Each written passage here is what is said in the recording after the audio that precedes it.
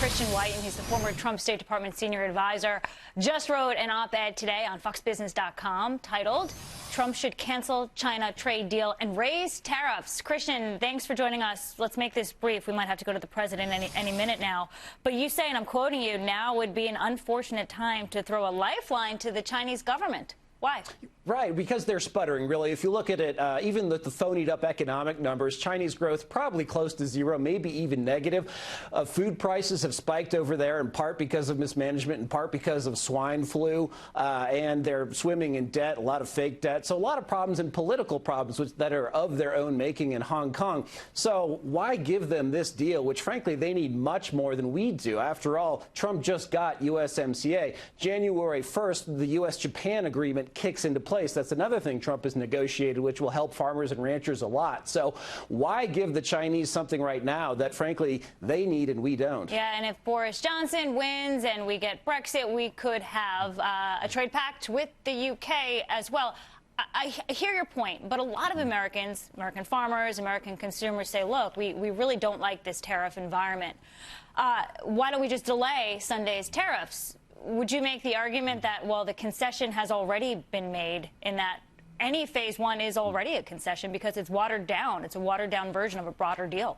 Yeah, I think that's right. Really, even agreeing to this negotiation was a favor to the Chinese in the way. This is the Steven Mnuchin skinny deal, as opposed to the comprehensive deal that Trump had advocated all along. And the idea was, OK, we'll get through this one and then go to the next one. The fact is, this is the second time this year we've really bent over backwards for the Chinese. There was the May agreement that they reneged on, and now this one they're reneging on, too. They may come forward and buy a bunch of agricultural stuff, but they have to do that. Half of their pigs, which is the main source of protein in China, have died from swine flu, so they have to buy this from us or maybe Brazil or others. But, you know, as far as IP changes, they promulgated a couple laws, but they're really jokes if you look at it. They're not going to protect American intellectual property. And frankly, yeah, okay, ranchers and farmers are hurting, although if you look at five-year averages, a lot of these commodities prices are doing just fine. But what's better now would be to remove the uncertainty of this China trade deal. The fact that this is overshadowing corporate earnings, it's overshadowing the upswing and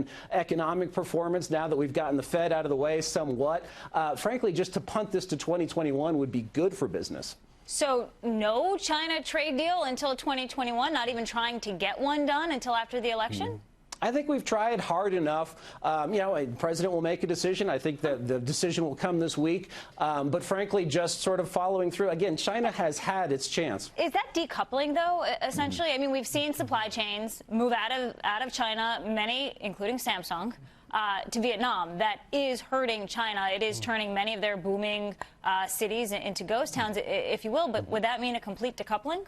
It wouldn't mean a complete decoupling. We'd still have it'd still be one of our largest trading partners. We would just be putting on the tariffs that we've planned to put on. That would bias trade a little bit against China and toward bringing companies back to the United States, or at least to countries that aren't trying to actually kill us. Yeah. But we would still engage in trade. We would also just sort of continue moving away from buying strategically important things from China. We don't want to be, of course, dependent on them in sensitive areas. Let's say China actually does play ball, starts to give us some of what we want, puts it on paper. How do we enforce that?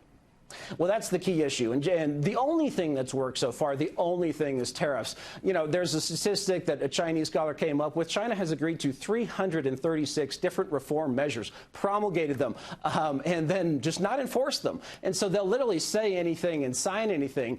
But this is the key thing, is we cannot simply take off tariffs and hope that they reform. We have to watch the reforms happen before tariffs could come off. And that sort of is a flaw with this early deal, because even though in October Trump did not agree to take off any tariffs, the Chinese have said, oh, wait, we think that all the tariffs have to come off. All the new tariffs of the Trump administration have to come off. So I don't think it's trust but verify, which is what we did with the Soviets. It has to be mistrust, verify, and then take off tariffs, maybe. You make a good point, Christian. I direct our viewers to your op-ed on FoxBusiness.com. Have a good day, sir. Thanks so much.